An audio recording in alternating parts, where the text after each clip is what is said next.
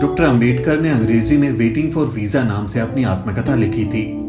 इसे अमेरिका की Colombia university में पढ़ाया जाता है।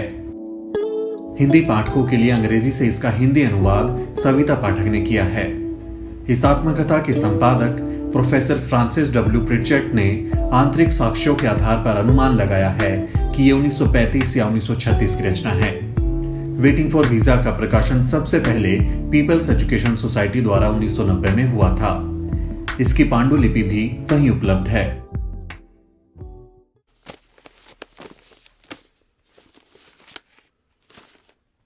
Chapter number 1। बचपन में बुरा सपना बनी कोरेगांव की यात्रा। हमारा परिवार मूल रूप से बॉम्बे प्रेसिडेंसी की रत्नागिरी जिले में स्थित डापोली तालुके का निवासी है। ईस्ट इंडिया कंपनी का राज शुरू होने के साथ ही मेरे पुरखे अपने वंशानुगत धंधे को छोड़कर कंपनी की फौज में भर्ती हो गए थे। मेरे पिता ने भी परिवार की परंपरा के मुताबिक फौज में नौकरी कर ली। वे अफसर की रैंक तक पहुंचे और सूबेदार के पद से सेवानिवृत्त हुए। सेवानिवृत्त के बाद मेरे पिता परिवार के साथ डापोली गए ताकि वहां पर फिर से बस जाएं, लेकिन कुछ वजहों से उनका मन बदल गया। परिवार डापोली से सतारा आ गया, जहां हम 1904 तक रहे। मेरी याददाश्त के मुताबिक पहली घटना 1909 की है, जब हम सतारा में रहते थे। मेरी मां की मौत हो चुकी थी। मेरे पिता सतारा जिले में खाटव तालुके के कोरेगांव के खजांची की नौकरी पर थे। वहां मुंबई की सरकार अकाल पीड़ित किसानों को रोजगार देने के लिए तालाब खुदवा रही थी। अकाल से हजारों लोगों की मौत हो चुकी थी। मेरे पिता जब कोरेगांव गए तो मुझे, मेरे बड़े भाई और मेरी बड़ी बहन के 2 बेटे बहन की मौत हो चुकी थी। मेरी बुआ और कुछ भले पड़ोसियों के जिम्मे छोड़ गए। मेरी बुआ काफी भली थी, लेकिन हमारी खास मदद नहीं कर पाती थी। वे कुछ नाटी थी और उनके पैरों में तकलीफ थी, जैसे वे बिना किसी सहारे के चल फिर नहीं पाती थी। अक्सर उन्हें उठाकर ले जाना पड़ता था। मेरी बहनें भी थी। उनकी शादी हो चुकी थी और वे अपने परिवार के साथ कुछ दूरी पर रहती थी। खाना पकाना हमारे लिए एक समस्या थी, खासकर इसलिए कि हमारी बुआ शारीरिक क्षमता के कारण काम नहीं कर पाती थी। हम 4 बच्चे स्कूल भी जाते थे और खाना भी पकाते थे, लेकिन हम रोटी नहीं बना पाते थे, इसलिए पुलाव से काम चलाते थे। पुलाव बनाना सबसे आसान था, क्योंकि चावल और गोश्त मिलाने से ज्यादा इसमें कुछ करना नहीं पड़ता था। मेरे पिता खजांची थे, इसलिए हमें देखने के लिए सतारे से आना उनके लिए संभव नहीं हो पाता था। इसलिए उन्होंने चिट्ठी लिखी कि हम गर्मियों की छुट्टियों में कोरेगांव आ जाएं। हम बच्चे ये सोचकर भी काफी उत्तेजित हो गए, क्योंकि तब तक हम में से किसी ने भी रेलगाड़ी नहीं देखी थी। भारी तैयारी हुई। सफर के लिए अंग्रेजी स्टाइल के नए कुर्ते, रंग बिरंगी नक्काशीदार टोपी, नए जूते, नई रेशमी किनारी वाली धोती खरीदी गई। मेरे पिता ने यात्रा का पूरा ब्यौरा लिखकर भेजा था और कहा था कि कब चलोगे ये लिख भेजना, ताकि वे रेलवे स्टेशन पर अपने चपरासी को भेज दें, जो हमें कोरेगांव तक ले जाएगा। इसी इंतजाम के साथ मैं, मेरा भाई और मेरी बहन का बेटा सतारा के लिए चल पड़े। रेलवे स्टेशन हमारे घर से 10 मील दूर था, इसलिए स्टेशन तक जाने के लिए तांगा किया गया। हम नए कपड़े पहनकर खुशी में झूमते हुए घर से निकले, लेकिन बुआ हमारी विदाई पर अपना दुख रोक नहीं सकी और जोर जोर से रोने लगी। हम स्टेशन पहुंचे तो मेरा भाई टिकट ले आया और उसने मुझे वो बहन के बेटे को रास्ते में खर्च करने के लिए 2 आना दिए। हम फौरन शाह खर्च हो गए और पहले नींबू पानी की बोतल खरीदी।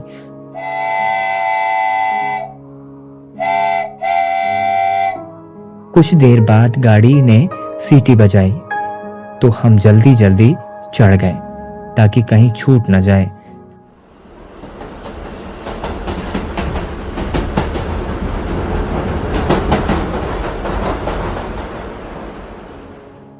हमें कहा गया था कि मसूर में उतरना है, जो कोरेगांव का सबसे नजदीकी स्टेशन है। ट्रेन शाम को 5 बजे मसूर में पहुंची और हम अपने सामान के साथ उतर गए। कुछ ही मिनटों में ट्रेन से उतरे सभी लोग अपने ठिकाने की ओर चले गए। हम 4 बच्चे प्लेटफॉर्म पर बच गए। हम अपने पिता या उनके चपरासी का इंतजार कर रहे थे। काफी देर बाद भी कोई नहीं आया। घंटा भर बीत गया तो स्टेशन मास्टर हमारे पास आया। उसने हमारा टिकट देखा और पूछा कि तुम लोग क्यों रुके हुए हो। हमने उन्हें बताया कि हमें कोरेगांव जाना है और हम अपने पिता या उनके चपरासी का इंतजार कर रहे हैं। हम नहीं जानते कि कोरेगांव कैसे पहुंचेंगे। हमने कपड़े लत्ते अच्छे पहने हुए थे और हमारी बातचीत से भी कोई नहीं पकड़ सकता था कि हम अछूतों के बच्चे हैं। इसलिए स्टेशन मास्टर को यकीन हो गया था कि हम ब्राह्मणों के बच्चे हैं। वे हमारी परेशानी से काफी दुखी हुए। लेकिन हिंदुओं में जैसा आम तौर पर होता है, स्टेशन मास्टर पूछ बैठा कि हम कौन हैं। मैंने बिना कुछ सोचे समझे तपाक से कह दिया कि हम महार हैं। बम्बई प्रेसिडेंसी में महार अछूत माने जाते हैं। वो दंग रह गया। अचानक उसके चेहरे के भाव बदलने लगे। हम उसके चेहरे पर तृष्णा का भाव साफ देख सकते थे। वो फौरन अपने कमरे की ओर चला गया। हम वहीं पर खड़े रहे। 20-25 मिनट बीत गए। सूरज डूबने ही वाला था। हम हैरान परेशान थे। यात्रा की शुरुआत वाली हमारी खुशी काफूर हो चुकी थी। हम उदास हो गए। करीब आधे घंटे बाद स्टेशन मास्टर लौटा और उसने हमसे पूछा कि तुम लोग क्या करना चाहते हो। हमने कहा कि अगर कोई बैलगाड़ी किराए पर मिल जाए तो हम कोरेगांव चले जाएंगे और अगर बहुत दूर ना हो तो पैदल भी जा सकते हैं। वहां किराए पर जाने के लिए कई बैलगाड़ियां थी, लेकिन स्टेशन मास्टर से मेरा महार कहना गाड़ी वालों को सुनाई पड़ गया था और कोई भी अछूत को ले जाकर अपवित्र होने को तैयार नहीं था। हम दूना किराया देने को तैयार थे, लेकिन पैसों का लालच भी कम नहीं कर रहा था। हमारी ओर से बात कर रहे स्टेशन मास्टर को समझ में नहीं आ रहा था कि क्या करें। अचानक उसके दिमाग में कोई बात आई और उसने हमसे पूछा, क्या तुम लोग गाड़ी हाँक सकते हो? हम फौरन बोल पड़े, हाँ, हम हाँक सकते हैं। यह सुनकर वो गाड़ी वालों के पास गया और उनसे कहा कि तुम्हें दोगुना किराया मिलेगा और गाड़ी वे खुद चलाएंगे। गाड़ीवान खुद गाड़ी के साथ पैदल चलता रहे। एक गाड़ीवान राजी हो गया। उसे दुना किराया मिल रहा था। वो अपवित्र होने से भी बचा रहेगा। शाम करीब 6:30 बजे हम चलने को तैयार हुए, लेकिन हम इस बात से चिंतित थे कि अंधेरा होने से पहले हम कोरेगांव पहुंच पाएंगे कि नहीं।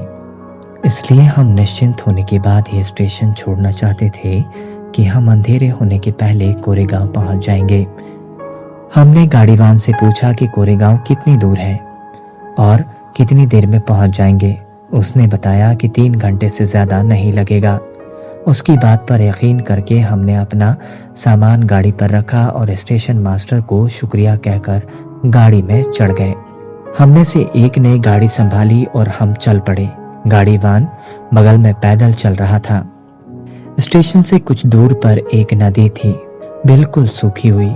उसमें कहीं कहीं पानी के छोटे छोटे गड्ढे थे। गाड़ीवान ने कहा कि हमें यहाँ रुककर खाना खा लेना चाहिए, वरना रास्ते में कहीं पानी नहीं मिलेगा। हम राजी हो गए। उसने किराए का एक हिस्सा मांगा ताकि बगल के गांव में जाकर खाना खाए। मेरे भाई ने उसे कुछ पैसे दिए और वो जल्दी आने का वादा करके चला गया। हमें भूख लगी थी। बुआ ने पड़ोसी औरतों से हमारे लिए रास्ते के लिए कुछ अच्छा भोजन बनवा दिया था।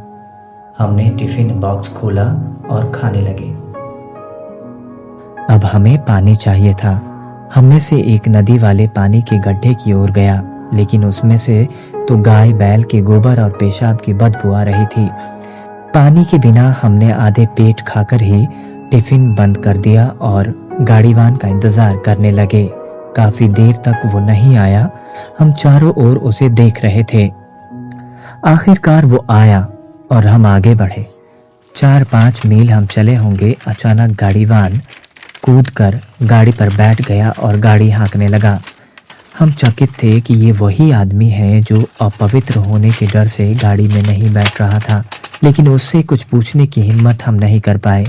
हम बस जल्दी से जल्दी कारेगांव पहुंचना चाहते थे, लेकिन जल्दी ही अंधेरा छा गया। रास्ता नहीं दिख रहा था, कोई आदमी या पशु भी नजर नहीं आ रहा था। हम डर गए। 3 घंटे से ज्यादा हो गए थे, लेकिन कोरेगांव का कहीं नामो निशान तक नहीं था। अभी हमारे मन में ये डर पैदा हुआ कि कहीं ये गाड़ीवान हमें ऐसी जगह तो नहीं ले जा रहा है कि हमें मारकर हमारा सामान लूट ले। हमारे पास सोने के गहने भी थे। हम उससे पूछने लगे कि कोरेगांव और कितना दूर है। वो कहता जा रहा था, ज्यादा दूर नहीं है, जल्दी ही पहुंच जाएंगे। रात के 10 बज चुके थे। हम डर के मारे सुबकने लगे और गाड़ीवान को कोसने लगे। उसने कोई जवाब नहीं दिया। अचानक हमें कुछ दूर पर एक बत्ती जलती दिखाई दी। गाड़ीवान ने कहा, वो देखो, चुंगी वाले की बत्ती है। रात में हम वहीं रुकेंगे। हमें कुछ राहत महसूस हुई। आखिर 2 घंटे में हम चुंगी वाले की झोपड़ी तक पहुंचे। यह एक पहाड़ी की तलहटी में उसकी दूसरी ओर स्थित थी। वहां पहुंचकर हमने पाया कि बड़ी संख्या में बैलगाड़ियां वहां रात गुजार रही हैं। हम भूखे थे और खाना खाना चाहते थे, लेकिन पानी नहीं था। हमने गाड़ीवान से पूछा कि कहीं पानी मिल जाएगा। उसने हमें चिताया कि चुंगी वाला हिंदू है और अगर हमने सच बोल दिया कि हम महार हैं तो पानी नहीं मिल पाएगा। उसने कहा, कहो कि तुम मुसलमान हो और अपनी तकदीर आजमा लो। उसकी सलाह पर मैं चुंगी वाले की झोपड़ी में गया और पूछा कि थोड़ा पानी मिल जाएगा। उसने पूछा, कौन हो? मैंने कहा, हम मुसलमान हैं। मैंने उससे उर्दू में बात की जो मुझे अच्छी आती थी, लेकिन वो चालाकी काम नहीं आई। उसने रुखाई से कहा, तुम्हारे लिए यहाँ पानी किसने रखा है? पहाड़ी पर पानी है, जाओ वहां से ले आओ। मैं अपना समूह लेकर गाड़ी के पास लौट आया। मेरे भाई ने सुना तो कहा कि चलो सो जाओ। बैल खोल दिए गए और गाड़ी जमीन पर रख दी गई। हमने गाड़ी के निचले हिस्से में बिस्तर डाला और जैसे तैसे लेट गए। मेरे दिमाग में चल रहा था कि हमारे पास भोजन काफी है। भूख के मारे हमारे पेट में चूहे दौड़ रहे हैं, लेकिन पानी के बिना हमें भूखे सोना पड़ रहा है। और पानी इसलिए नहीं मिल सका क्योंकि हम अछूत हैं। मैं यही सोच रहा था कि मेरे भाई के मन में एक आशंका उभर आई। उसने कहा कि हम सभी को एक साथ नहीं सोना चाहिए, कुछ भी हो सकता है, इसलिए एक बार में 2 लोग सोएंगे और 2 लोग जागेंगे। इस तरह पहाड़ी के नीचे हमारी रात कटी। तड़के 5 बजे गाड़ीवान आया और कहने लगा कि हमें कोरेगांव के लिए चल देना चाहिए। हमने मना कर दिया और उससे 8 बजे चलने को कहा। हम कोई जोखिम नहीं उठाना चाहते थे। वो कुछ नहीं बोला। आखिर हम 8 बजे चले और 11 बजे कोरेगांव पहुंचे। मेरे पिता हम लोगों को देखकर हैरान थे। उन्होंने बताया कि उन्हें हमारे आने की कोई सूचना नहीं मिली थी। हमने कहा कि हमने चिट्ठी भेजी थी। बाद में पता चला कि मेरे पिता के नौकर को चिट्ठी मिली थी, लेकिन वो उन्हें देना भूल गया था। इस घटना की मेरे जीवन में काफी अहमियत है। मैं तब 9 साल का था। इस घटना की मेरे दिमाग पर अमिट छाप पड़ी। इसके पहले भी मैं जानता था कि मैं अछूत हूँ और अछूतों को कुछ अपमान और भेदभाव सहना पड़ता है। मसलन स्कूल में मैं अपने बराबरी के साथियों के साथ नहीं बैठ सकता था। मुझे एक कोने में अकेले बैठना पड़ता था। मैं ये भी जानता था कि मैं अपने बैठने के लिए एक बोरा रखता था और स्कूल की सफाई करने वाला नौकर वो बोरा नहीं छूता था, क्योंकि मैं अछूत हूँ। मैं बोरा रोज घर लेकर जाता और अगले दिन लाता था। स्कूल में मैं यह भी जानता था कि ऊंची जाति के लड़कों को जब प्यास लगती तो वे मास्टर से पूछकर नल पर जाते और अपनी प्यास बुझा लेते थे। पर मेरी बात अलग थी। मैं नल को छू नहीं सकता था, इसलिए मास्टर जी की इजाजत के बाद चपरासी का होना जरूरी था। अगर चपरासी नहीं है तो मुझे प्यासा ही रहना पड़ता था।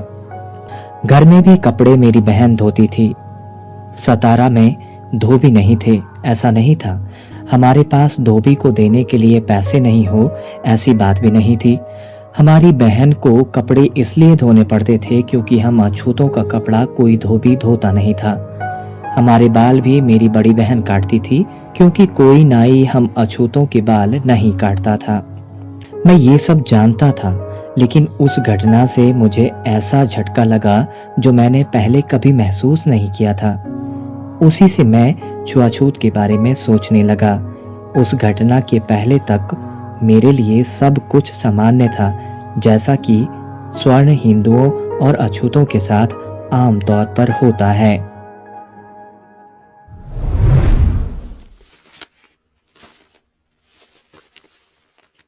अध्याय 2। पश्चिम से लौटकर आने के बाद बड़ौदा में रहने की जगह नहीं मिली। पश्चिम से मैं 1916 में भारत लौटा। महाराजा बड़ौदा की बदौलत में उच्च शिक्षा प्राप्त करने के लिए अमेरिका गया था। मैंने कोलंबिया यूनिवर्सिटी न्यूयॉर्क से पढ़ाई की और 1917 में मैं लंदन चला गया।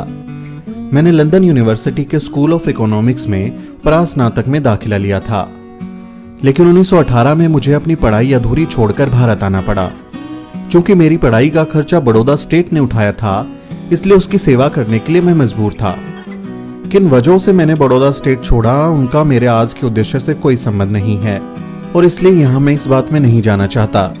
मैं सिर्फ बड़ौदा में मुझे किस तरह के सामाजिक अनुभव हुए उसी पर बात करूंगा और उसी को विस्तार से बताने तक खुद को सीमित रखूंगा। यूरोप और अमेरिका में 5 साल के प्रवास ने मेरे भीतर से ये भाव मिटा दिया था कि मैं अछूत हूं। ये भी भाव मिट गया था कि भारत में अछूत कहीं भी जाता है तो वो खुद अपने और दूसरों के लिए मुश्किल पैदा करता है। जब मैं स्टेशन से बाहर आया तो मेरे दिमाग में अब एक ही सवाल घूम रहा था कि मैं कहां जाऊं, मुझे कौन रखेगा। मैं बहुत गहराई तक परेशान था। हिंदू होटल जिन्हें विशिष्ट कहा जाता था, उनको मैं पहले से ही जानता था, वे मुझे नहीं रखेंगे। वहां रहने का एकमात्र तरीका था कि मैं झूठ बोलूं, लेकिन उसके लिए मैं तैयार नहीं था, क्योंकि मैं अच्छे से जानता था कि अगर मेरा झूठ पकड़ा गया तो उसके क्या परिणाम होंगे। वो पहले से नियत थे। यूं तो मेरे कुछ मित्र बड़ौदा के थे जो अमेरिका पढ़ाई करने गए थे। अगर मैं उनके यहां गया तो क्या वो मेरा स्वागत करेंगे? मैं खुद को आश्वस्त नहीं कर सका।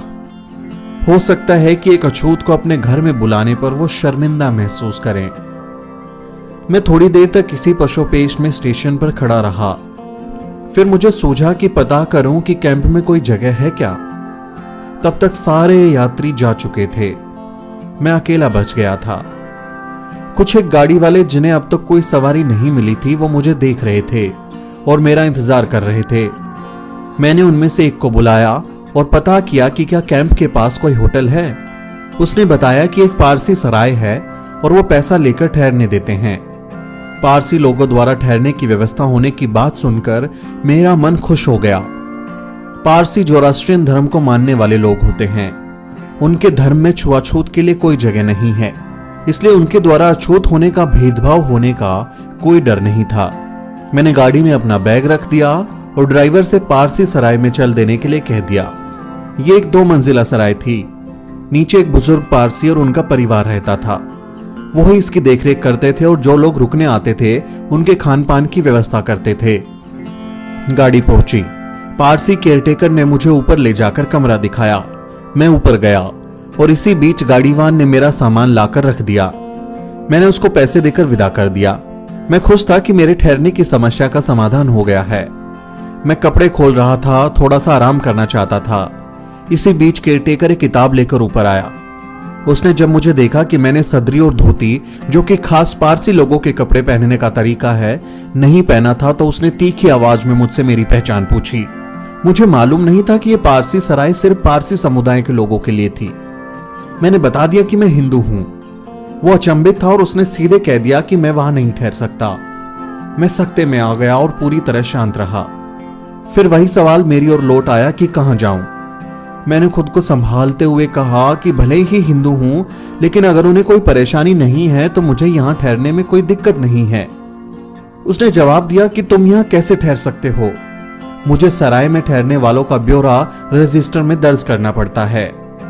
मुझे उनकी परेशानी समझ में आ रही थी। मैंने कहा कि मैं रजिस्टर में दर्ज करने के लिए कोई पारसी नाम रख सकता हूं। तुम्हें इसमें क्या दिक्कत है? अगर मुझे नहीं है तो तुम्हें कुछ नहीं खोना पड़ेगा, बल्कि तुम तो कुछ पैसे ही कमाओगे। मैं समझ रहा था कि वो पिघल रहा है। वैसे भी उसके पास बहुत समय से कोई यात्री नहीं आया था और वो थोड़ा कमाई का मौका नहीं छोड़ना चाहता था।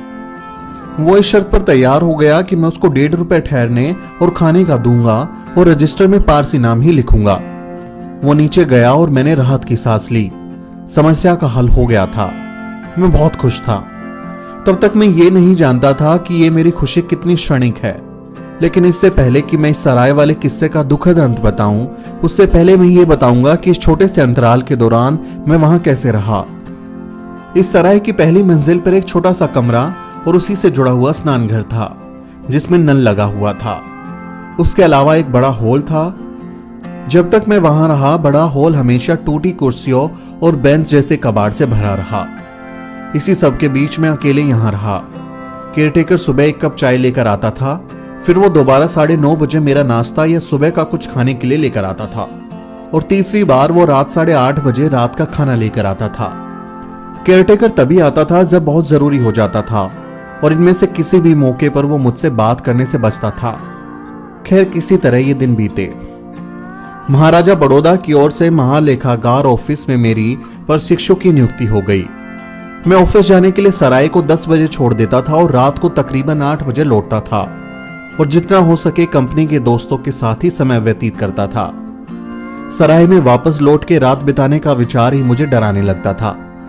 मैं वहां सिर्फ इसलिए लौटता था क्योंकि इस आकाश तले मुझे कोई और ठौर नहीं था। ऊपर वाली मंजिल के कमरे में कोई भी दूसरा इंसान नहीं था जिससे मैं कुछ बात कर पाता। मैं बिल्कुल अकेला था। पूरा हॉल घुप अंधेरे में रहता था। वहां कोई बिजली का बल्ब, यहां तक कि तेल की बत्ती तक नहीं थी जिससे अंधेरा थोड़ा कम लगता। केयरटेकर मेरे इस्तेमाल के लिए एक छोटा सा दीपक लेकर आता था, जिसकी रोशनी बमुश्किल कुछ इंच तक ही जाती थी। मुझे लगता था कि मुझे सजा मिली है। मैं किसी इंसान से बात करने के लिए तड़पता था, लेकिन वहां कोई नहीं था। आदमी न होने की वजह से मैंने किताबों का साथ लिया और उन्हें पढ़ता गया। मैं पढ़ने में इतना डूब गया कि अपनी तन्हाई भूल गया।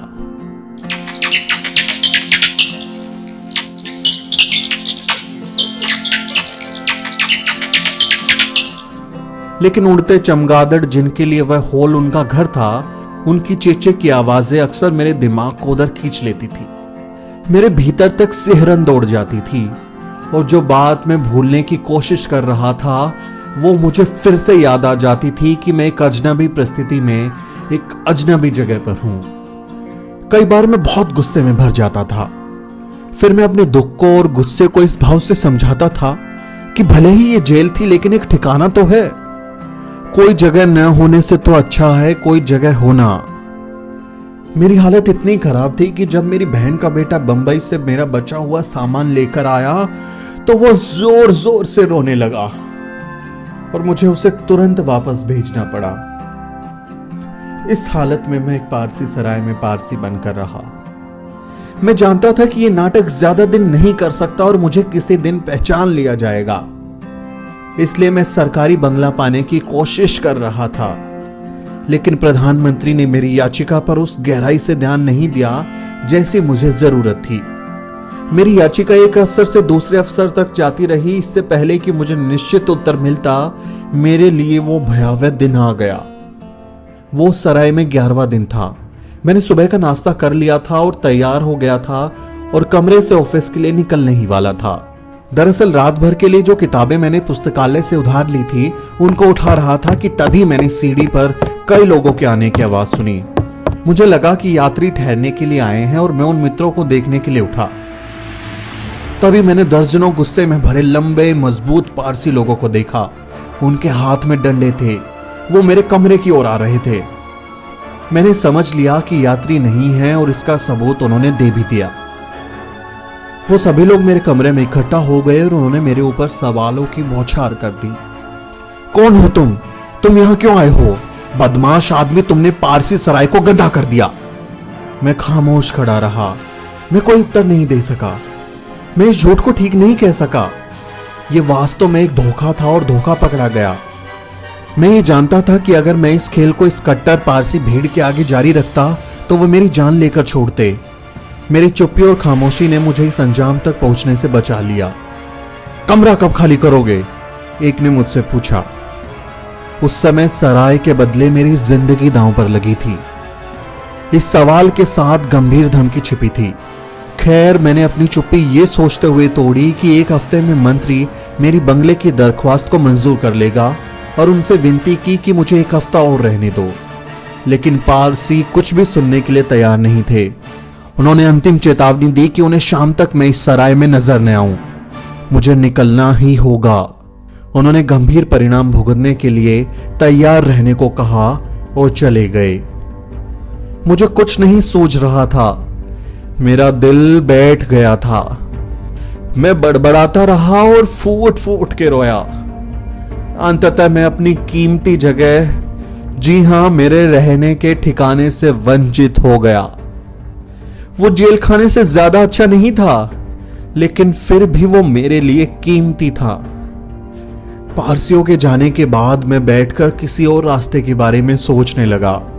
मुझे उम्मीद थी कि जल्दी ही मुझे सरकारी बंगला मिल जाएगा और मेरी मुश्किलें दूर हो जाएंगी।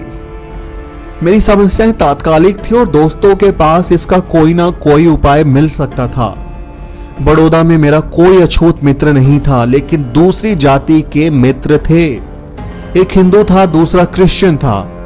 पहले मैं अपने हिंदू मित्र के यहां गया और बताया कि मेरे ऊपर क्या मुसीबत आ पड़ी है। वो बहुत अच्छे दिल का था और मेरा बहुत करीबी दोस्त भी था। वो उदास और गुस्सा था। फिर उसने एक बात की ओर इशारा किया कि अगर तुम मेरे घर आए तो मेरे नौकर चले जाएंगे।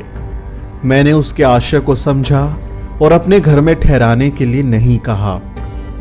फिर मैंने क्रिश्चियन मित्र के यहां जाना भी उचित नहीं समझा। एक बार उसने मुझे अपने घर रुकने का न्योता दिया तो था, तब मैंने पारसी सराय में रुकना ही सही समझा था। दरअसल न जाने का कारण हमारी आदतें अलग होना था। अब जाना बेइज्जती करवाने जैसा था, इसलिए मैं अपने ऑफिस चला गया। लेकिन मैंने वहां जाने का विचार छोड़ा नहीं था। अपने एक मित्र से बात करने के बाद मैंने अपनी भारतीय क्रिश्चियन मित्र से पूछा कि क्या वो अपने यहां मुझे रख सकता है।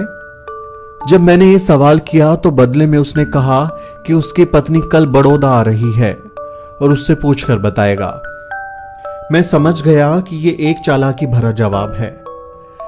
वो और उसकी पत्नी मूलतः एक ब्राह्मण परिवार के थे।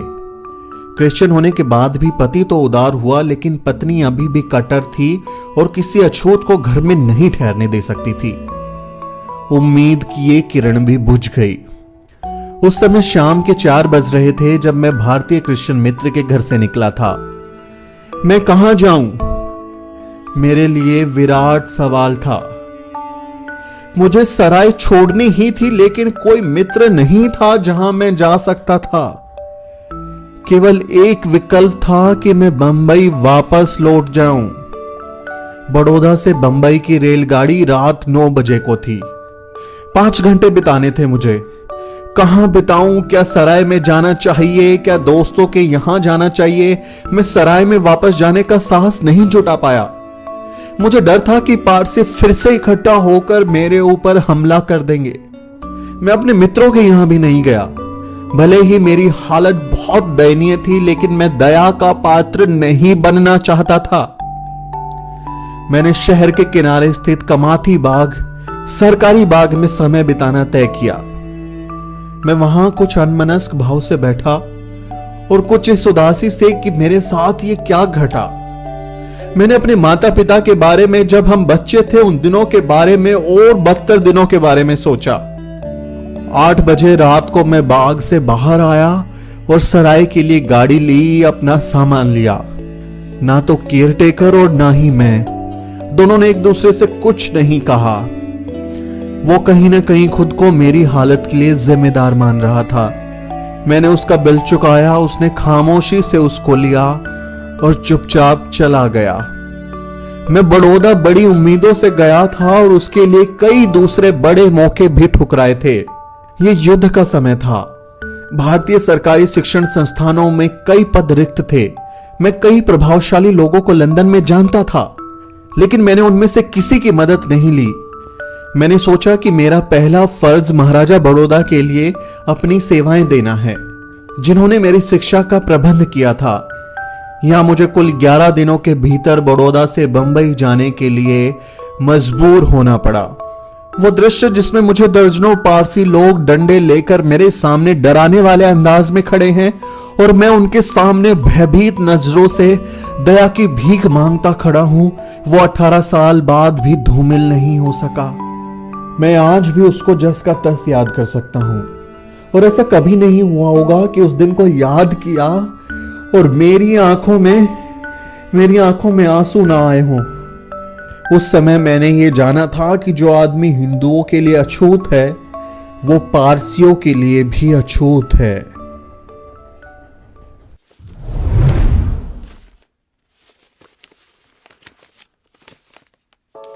चालीस गांव में आत्मसम्मान, गंवारपन और गंभीर दुर्घटना। ये बात 1929 की है। बंबई सरकार ने दलितों के मुद्दों की जांच के लिए एक कमेटी गठित की। मैं उस कमेटी का एक सदस्य मनोनीत हुआ। इस कमेटी को हर तालुके में जाकर अत्याचार, अन्याय और अपराध की जांच करनी थी, इसलिए कमेटी को बांट दिया गया। मुझे और दूसरे सदस्यों को खानदेश के 2 जिला में जाने का कार्यभार मिला। मैं और मेरे साथी काम खत्म करने के बाद अलग अलग हो गए। वो किसी हिंदू संत से मिलने चला गया और मैं बंबई के लिए रेलगाड़ी पकड़ने निकल गया। मैं दुलिया लाइन पर चालीसा गांव के एक गांव में एक कांड की जांच के लिए उतर गया। यहाँ पर हिंदुओं ने अछूतों के खिलाफ सामाजिक बहिष्कार किया हुआ था। 40 गांव के अछूत स्टेशन पर मेरे पास आ गए और उन्होंने अपने यहाँ रात रुकने का अनुरोध किया। मेरी मूल योजना सामाजिक बहिष्कार की घटना की जांच करके सीधे जाने की थी, लेकिन वो लोग बहुत इच्छुक थे और मैं वहां रुकने के लिए तैयार हो गया। मैं गांव जाने के लिए दुलिया की रेलगाड़ी में बैठ गया और घटना की जांच की और अगली रेल से 40 गांव वापस आ गया। मैंने देखा कि 40 गांव स्टेशन पर अछूत दलित मेरा इंतजार कर रहे हैं। मुझे फूलों की माला पहनाई गई। स्टेशन से महारवाड़ा अछूतों का घर 2 मील दूर था। वहां पहुंचने के लिए एक नदी पार करनी पड़ी थी, जिसके ऊपर एक नाला बना था। स्टेशन पर कई घोड़ा गाड़ी किराए पर जाने के लिए उपलब्ध थी। महारवाड़ा पैदल की दूरी पर था। मैंने सोचा कि सीधे महारवाड़ा जाएंगे, लेकिन उस ओर कोई हलचल नहीं हो रही थी। मैं समझ नहीं पाया कि मुझे इंतजार क्यों करवाया जा रहा है। तकरीबन 1 घंटा इंतजार करने के बाद प्लेटफॉर्म पर एक घोड़ा गाड़ी लाई गई और मैं बैठा। मैं और चालक गाड़ी पर सिर्फ 2 लोग थे। दूसरे लोग नजदीक वाले रास्ते से पैदल चले गए। तांगा मुश्किल से 200 गज चला होगा कि एक गाड़ी से तकरीबन भिड़ गया। मुझे बड़ी हैरत हुई क्योंकि चालक, जो कि रोज तांगा चलाता होगा, इतना नौसिखिया जैसे चला रहा था। ये दुर्घटना इसलिए टल गई क्योंकि पुलिस वाले के जोर से चिल्लाने से कार वाले ने गाड़ी पीछे कर लिया। खैर, हम किसी तरह नदी पर बने नाले की तरफ आ गए। उस पुल के किनारे पर कोई दीवार नहीं थी। कुछ पत्थर 10-5 फीट की दूरी पर लगाए गए थे।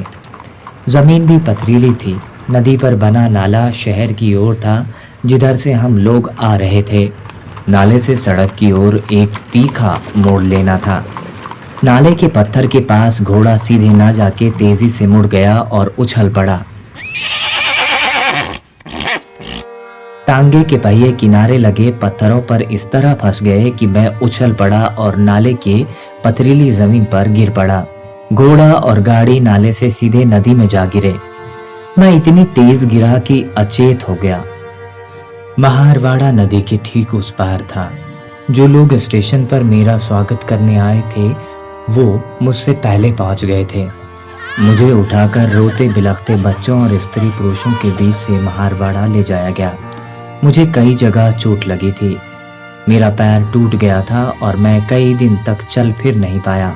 मैं समझ नहीं सका कि ये सब कुछ कैसे हुआ। तांगा रोज उसी रास्ते से आता जाता था और चालक से कभी उस तरह की गलती नहीं हुई। स्टेशन पर देर इसलिए हुई क्योंकि कोई गाड़ीवान अछूत को अपनी गाड़ी में लाने के लिए तैयार नहीं था। ये उनकी शान के खिलाफ था। महार लोग ये बर्दाश्त नहीं कर सकते थे कि मैं उनके घर तक पैदल जाऊं। ये उनके लिए मेरी शान के खिलाफ था। उन्हें बीच का रास्ता मिला।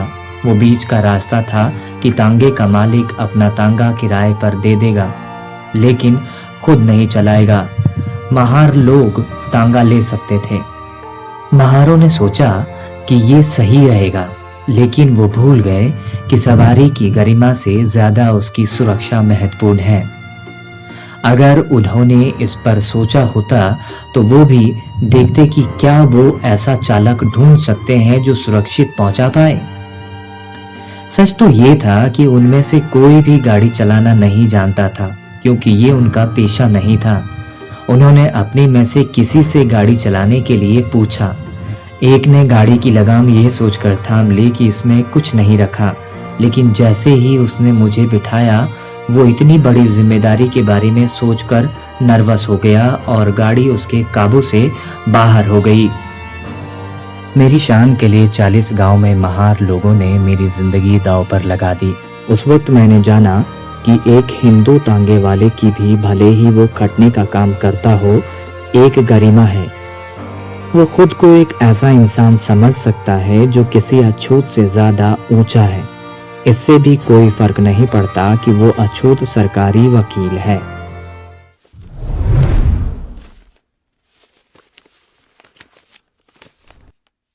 अध्याय 4 दौलताबाद के किले में पानी को दूषित करना। ये 1934 की बात है। दलित तबके से आने वाले आंदोलन के मेरे कुछ साथियों ने मुझे साथ घूमने चलने के लिए कहा था। मैं तैयार हो गया। ये तय हुआ कि हमारी योजना में कम से कम वेरुल की बौद्ध गुफाएं शामिल हों। ये तय किया गया कि पहले मैं नासिक जाऊंगा, वहां पर बाकी लोग मेरे साथ हो लेंगे। वेरुल जाने के बाद हमें औरंगाबाद जाना था। औरंगाबाद हैदराबाद का मुस्लिम राज्य था। यह हैदराबाद के महामहिम निजाम के इलाके में आता था। औरंगाबाद के रास्ते में पहले हमें दौलताबाद नाम के कस्बे से गुजरना था। यह हैदराबाद राज्य का ही हिस्सा था। दौलताबाद एक ऐतिहासिक स्थान है और एक समय में यह प्रसिद्ध हिंदू राजा रामदेव राय की राजधानी थी। दौलताबाद का किला प्राचीन ऐतिहासिक इमारत है। ऐसे में कोई भी यात्री उसे देखने का मौका नहीं छोड़ता। और इसी तरह हमारी पार्टी के लोगों ने भी अपने कार्यक्रम में किले को देखना शामिल कर लिया। हमने कुछ बस और यात्री कार किराए पर ली। हम लोग तकरीबन 30 लोग थे। हमने नासिक से येवला तक की यात्रा की। येवला औरंगाबाद के रास्ते में पड़ता है। हमारी यात्रा की घोषणा नहीं की गई थी। जाने बुझे तरीके से चुपचाप योजना बनी थी। दरअसल हम कोई बवाल खड़ा नहीं करना चाहते थे और उन परेशानियों से बचना चाहते थे जो एक अछूत को इस देश के दूसरे हिस्सों में उठानी पड़ती हैं। हमने अपने लोगों को भी जिन जगहों पर हमें रुकना था वही जगह बताई थी। इसी के चलते निजाम राज्य के कई गांवों में गुजरने के दौरान हम लोगों से कोई भी आदमी मिलने नहीं आया। दौलताबाद में निश्चित ही अलग स्थिति थी। वहां हमारे लोगों को पता था कि हम लोग आ रहे हैं। वो कस्बे के मुहाने पर इकट्ठा होकर हमारा इंतजार कर रहे थे। उन्होंने हमें उतरकर चाय नाश्ते के लिए कहा और दौलताबाद किला देखने का तय किया गया। हम उनके प्रस्ताव पर सहमत नहीं हुए। हमें चाय पीने का बहुत मन था, लेकिन हम दौलताबाद किले को शाम होने से पहले ठीक से देखना चाहते थे। इसलिए हम लोग किले के लिए निकल पड़े और अपने लोगों से कहा कि वापसी में चाय जरूर पिएंगे। हमने ड्राइवर को चलने के लिए कहा और कुछ मिनटों में हम किले की फाटक पर थे। ये रमजान का महीना था जिसमें मुसलमान व्रत रखते हैं। फाटक के ठीक बाहर एक छोटा टैंक पानी से लबालब भरा था। उसके किनारे पत्थर का रास्ता भी बना था। यात्रा के दौरान हमारे चेहरे, शरीर, कपड़े धूल से भर गए थे। हम सबको हाथ मुंह धोने का मन हुआ, इसलिए बिना कुछ खासा सोचे हमारी पार्टी के कुछ सदस्यों ने अपने पत्थर वाले किनारे पर खड़े होकर हाथ मुंह धो लिया। उसके बाद हम फाटक से किले के अंदर गए। वहां हथियारबंद सैनिक खड़े थे। उन्होंने बड़ा सा फाटक खोला और हमें सीधे आने दिया। हमने सुरक्षा सैनिकों से भीतर आने के तरीके के बारे में पूछा था कि किले के भीतर कैसे जाएं। लेकिन इसी दौरान एक बूढ़ा मुसलमान सफेद दाढ़ी लहराते हुए पीछे से चिल्लाते हुए आया, थेड़ अछूत, तुमने टैंक का पानी गंदा कर दिया। जल्दी ही कई जवान और बूढ़े मुसलमान जो आसपास थे उनमें शामिल हो गए और हमें गालियां देने लगे। थेड़ों का दिमाग खराब हो गया है। थेड़ों को अपना धर्म भूल गया है। इनकी औकात क्या है? थेड़ों को सबक सिखाने की जरूरत है। उन्होंने डराने वाला रवैया अख्तियार कर लिया। हमने बताया कि हम लोग बाहर से आए हैं और स्थानीय नियम नहीं जानते। उन्होंने अपना गुस्सा स्थानीय अछूत लोगों पर निकालना शुरू कर दिया, जो उस वक्त फाटक पर आ गए थे। तुम लोगों ने इन लोगों को क्यों नहीं बताया कि ये टैंक अछूत इस्तेमाल नहीं कर सकते? ये सवाल वो लोग उनसे लगातार पूछने लगे। बेचारे लोग, वे लोग जब हम टैंक के पास थे तब तो वो वहां थे ही नहीं। ये पूरी तरह से हमारी गलती थी क्योंकि हमने किसी से पूछा नहीं था। स्थानीय अछूत लोगों ने विरोध जताया कि उन्हें नहीं पता था, लेकिन मुसलमान लोग हमारी बात सुनने को तैयार नहीं थे। वे हमें और उनको गाली देते जा रहे थे। वो इतनी खराब गालियां दे रहे थे कि हम भी बर्दाश्त नहीं कर पा रहे थे। वहां दंगे जैसे हालात बन गए थे और हत्या भी हो सकती थी, लेकिन हमें किसी भी तरह खुद पर नियंत्रण रखना था। हम ऐसा कोई आपराधिक मामला नहीं बनाना चाहते थे जो हमारी यात्रा को अजीब तरीके से खत्म कर दे। भीड़ में से एक नौजवान मुसलमान लगातार बोले जा रहा था कि सबको अपना धर्म बताना है। इसका मतलब कि जो अछूत है वो टैंक से पानी नहीं ले सकता। मेरा धैर्य खत्म हो गया। मैंने थोड़े गुस्से में पूछा, क्या तुमको तुम्हारा धर्म यही सिखाता है? क्या तुम किसी अछूत को पानी लेने से रोक दोगे अगर वो मुसलमान बन जाए? इन सीधे सवालों से मुसलमानों पर कुछ असर होता दिखा। उन्होंने कोई उत्तर नहीं दिया और चुपचाप खड़े रहे। सुरक्षा सैनिक की ओर मुड़ते हुए मैंने फिर से गुस्से में कहा, क्या हम इस किले में जा सकते हैं या नहीं? हमें बताओ, और अगर हम नहीं जा सकते तो हम यहां रुकना नहीं चाहते। सुरक्षा सैनिक ने मेरा नाम पूछा। मैंने कागज पर अपना नाम लिख कर दिया। वह उसे सुपरिटेंडेंट के पास भीतर ले गया और फिर बाहर आया। हमें बताया गया कि हम किले में जा सकते हैं, लेकिन कहीं भी किले के भीतर पानी नहीं छू सकते। और साथ में एक हथियार से लैस सैनिक भी भेजा गया ताकि वो देख सके कि हम उसके आदेश का उल्लंघन तो नहीं कर रहे हैं। मैंने पहले एक उदाहरण दिया था कि कैसे एक अछूत हिंदू पारसी के लिए भी अछूत होता है, जबकि ये उदाहरण दिखाता है कि कैसे एक अछूत हिंदू मुसलमान के लिए भी अछूत ही होता है।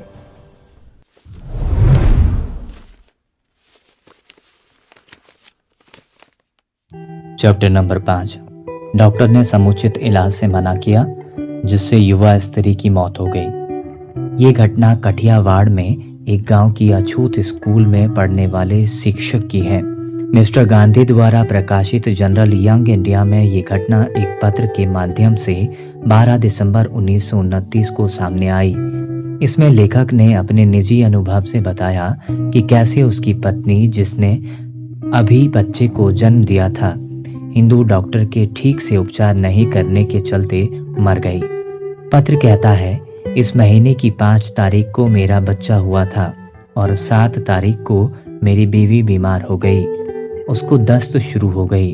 उसकी नब्ज धीमी हो गई और छाती फूलने लगी। उसको सांस लेने से तकलीफ होने लगी और पसलियों में तेज दर्द होने लगा। मैं एक डॉक्टर को बुलाने गया, लेकिन उसने कहा कि वो एक हरिजन के घर नहीं जाएगा और ना ही वो बच्चे को देखने के लिए तैयार हुआ। तब मैं वहां से नगर सेठ और गारीसाए दरबार गया और उनसे मदद की भीख मांगी। नगर सेठ ने आश्वासन दिया कि मैं डॉक्टर को 2 रुपए दे दूंगा। तब जाकर डॉक्टर आया, लेकिन उसने इस शर्त पर मरीज को देखा कि वो हरिजन बस्ती के बाहर मरीज को देखेगा। मैं अपनी बीवी और नन्हे बच्चे को लेकर बस्ती के बाहर आया। तब डॉक्टर ने अपना थर्मामीटर एक मुसलमान को दिया और उसने मुझे दिया और मैंने अपनी बीवी को। फिर उसी प्रक्रिया में थर्मामीटर वापस किया। ये तकरीबन रात के 8 बजे की बात है। बत्ती की रोशनी में थर्मामीटर को देखते हुए डॉक्टर ने कहा कि मरीज को निमोनिया हो गया है। उसके बाद डॉक्टर चला गया और दवाइयां भेजी। मैं बाजार से कुछ लिनसीड खरीद कर ले आया और मरीज को लगाया। बाद में डॉक्टर ने मरीज को देखने से इनकार कर दिया, जबकि मैंने उनको 2 रुपए दिए थे। बीमारी खतरनाक थी। अब केवल भगवान ही हमारी मदद कर सकता था। मेरी जिंदगी की लौ बुझ गई। आज दोपहर 2 बजे उसकी मृत्यु हो गई। उस अछूत शिक्षक का नाम नहीं दिया हुआ है और इसी तरह से डॉक्टर का भी नाम नहीं लिखा हुआ है। अछूत शिक्षक ने बदले की कार्यवाही के डर के कारण नाम नहीं दिया, लेकिन तथ्य एकदम सही है। इसके लिए किसी स्पष्टीकरण की आवश्यकता नहीं। पढ़ा लिखा होने के बावजूद डॉक्टर ने बुरी तरह से बीमार औरत को खुद थर्मामीटर लगाने से मना कर दिया और उसके मना करने के कारण ही औरत की मृत्यु हुई। उसके मन में बिल्कुल भी उथल पुथल नहीं हुई कि वो जिस पेशे से बंधा हुआ है उसके कुछ नियम कानून हैं। हिंदू किसी अछूत को छूने की बजाय अमानवीय होना पसंद करेंगे।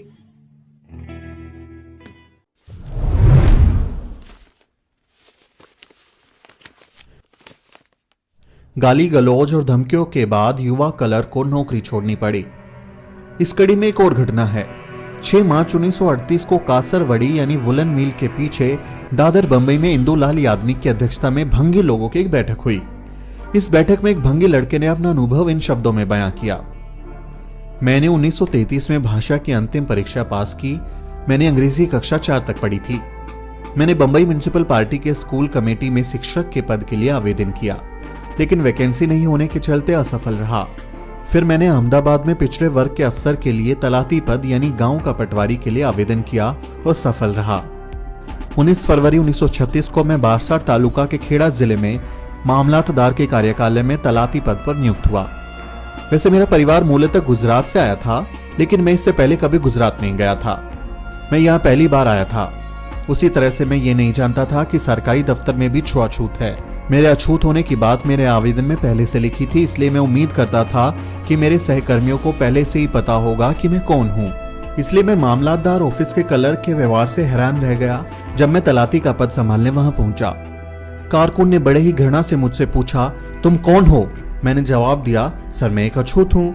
उसने कहा, भाग जाओ और दूर खड़े रहो। तुम्हारी हिम्मत कैसे हुई मेरे नजदीक आने की? अभी तुम ऑफिस में हो, अगर तुम बाहर होते तो अब तक मैं तुम्हें 6 लात मारता। हिम्मत तो देखो, यहाँ नौकरी करने आया है। इसके बाद उसने मुझसे कहा कि अपने सर्टिफिकेट और नियुक्ति का आदेश पत्र यहाँ जमीन पर रख दो। जब मैं बरसाड़ के मामलातदार ऑफिस में काम कर रहा था तो मुझे सबसे ज्यादा मुश्किल पानी पीने में होती थी। ऑफिस के बरामदे में पीने के पानी के लिए डिब्बे रखे थे और वहां पर एक इन डिब्बों की जिम्मेदारी और पानी पिलाने के लिए आदमी बैठा हुआ था। उसका काम था कि ऑफिस के क्लर्कों को जब भी जरूरत हो पानी पिलाया जाए। उसकी अनुपस्थिति में वो लोग खुद डिब्बे से जाकर पानी निकालकर पीते थे। मेरे मामले में यह बिल्कुल असंभव था। मैं उस डिब्बे को छू नहीं सकता था। मेरे छूते ही वो पानी दूषित हो जाता, इसलिए मुझे पानी पिलाने वाले की दया पर निर्भर रहना पड़ता था। मेरे इस्तेमाल के लिए खराब सा बर्तन रखा था जिसे मेरे सिवाय ना कोई छूता था और ना कोई धोता था। इसी बर्तन में पानी वाला मेरे लिए पानी ढाल देता था, लेकिन मैं पानी तभी ले सकता था जब वो पानी पिलाने वाला मौजूद हो।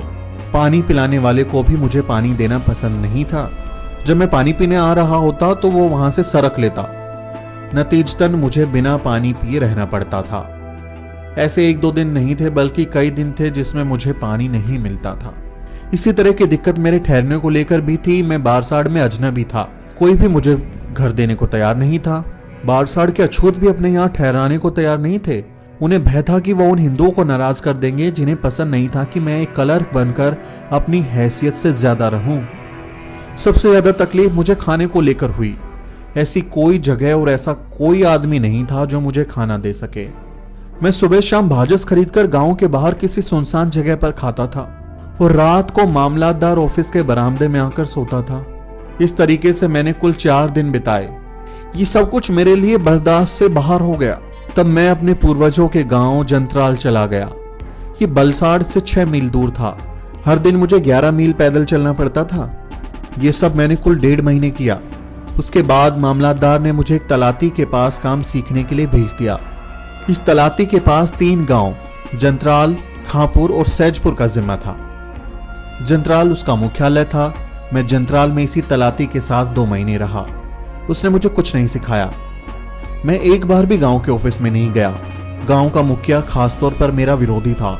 एक बार उसने कहा, तुम्हारे बाप दादे गांव के ऑफिस में झाड़ू बुहारी करते थे और तुम अब हमारी बराबरी में बैठना चाहते हो। देख लो, बेहतर यही होगा कि नौकरी छोड़ दो। एक दिन तलाती ने मुझे सैजपुर जनसंख्या सारिणी तैयार करने के लिए बुलाया। मैं जंत्राल से सैजपुर गया। मैंने देखा कि मुखिया और तलाती गांव के ऑफिस में कुछ काम कर रहे हैं। मैं गया और ऑफिस के दरवाजे पर खड़ा हो गया और उन्हें नमस्कार किया, लेकिन उन्होंने कुछ भी ध्यान नहीं दिया। मैं वहां करीबन 15 मिनट तक खड़ा रहा। मैं इस जिंदगी से वैसे ही तंग आ गया था और इस अपमान और उपेक्षा से और भी परेशान हो गया था। मैं वहां पास में पड़ी कुर्सी पर बैठ गया। मुझे कुर्सी पर बैठा देख मुखिया और तलाती मुझसे बिना कुछ कहे वहां से चले गए। थोड़ी देर बाद वहां लोग आना शुरू हो गए और जल्द ही एक बड़ी भीड़ मेरे इर्द गिर्द इकट्ठा हो गई। इस भीड़ का नेतृत्व गांव के पुस्तकालय का पुस्तकालय अध्यक्ष कर रहा था। मैं समझ नहीं सका कि क्यों एक पढ़ा लिखा आदमी इस भीड़ का नेतृत्व कर रहा है। मैं थोड़ी देर बाद समझा कि यह कुर्सी उसकी थी। वो मुझे बुरी तरह से गालियां दे रहा था। रवानिया यानी गांव के नौकर की ओर देखकर वो बोलने लगा, किस गंदे भंगे कुत्ते को किसने कुर्सी पर बैठने का आदेश दिया। रवानिया ने मुझे कुर्सी से उठाया और मुझसे कुर्सी लेकर चला गया। मैं जमीन पर बैठ गया। उसके बाद भीड़ गांव के ऑफिस में घुस गई और उसने मुझे घेर लिया। वो एक गुस्से से सुलगती हुई भीड़ थी। कुछ लोग मुझे गाली दे रहे थे, कुछ लोग मुझे धमकी दे रहे थे कि वो मुझे धारिया यानी गंडासा से टुकड़े टुकड़े कर देंगे। मैंने उनसे याचना की कि मुझे माफ कर दें, मेरे ऊपर रहम करें। इससे उस भीड़ पर कोई फर्क नहीं पड़ा। मुझे समझ नहीं आया कि मैं अपना जीवन कैसे बचाऊं। मेरे दिमाग में एक विचार कौंधा कि मैं मामलादार को अपने ऊपर बीती है उसे लिखकर बताऊं और ये भी बताऊं कि अगर ये भीड़ मुझे मार डालती है तो मेरे शरीर का कैसे अंतिम संस्कार करें। फिलहाल यही मेरी उम्मीद थी कि अगर उस भीड़ को पता चल गया कि मैं मामलादार को इस घटना के बारे में बता रहा हूं तो वे शायद अपना हाथ रोक ले। मैंने रवानिया से कागज लाने को कहा। वो कागज लेकर आया। फिर मैंने अपनी पेन से बड़े बड़े शब्दों में लिखना शुरू किया ताकि सब लोग उसे पढ़ सकें। सेवा में मामलादार तालुका बरसाड़ महोदय, परमार कालिदास शिवराम की ओर से नमस्कार स्वीकार हो। मैं आपको आदरपूर्वक सूचित करता हूं कि आज मेरे ऊपर मृत्यु आन पड़ी है। अगर मैं अपने माता पिता की बात सुनता तो ऐसा कभी नहीं होता। आपका बड़ा उपकार होगा यदि आप मेरे माता पिता को मेरी मृत्यु के बारे में सूचित कर दें।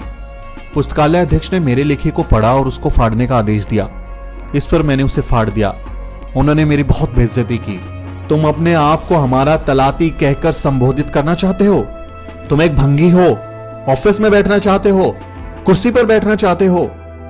मैंने उनसे दया की भीख मांगी और वादा किया कि ऐसा कभी नहीं करूंगा और यह भी वादा किया कि मैं नौकरी ही छोड़ दूंगा।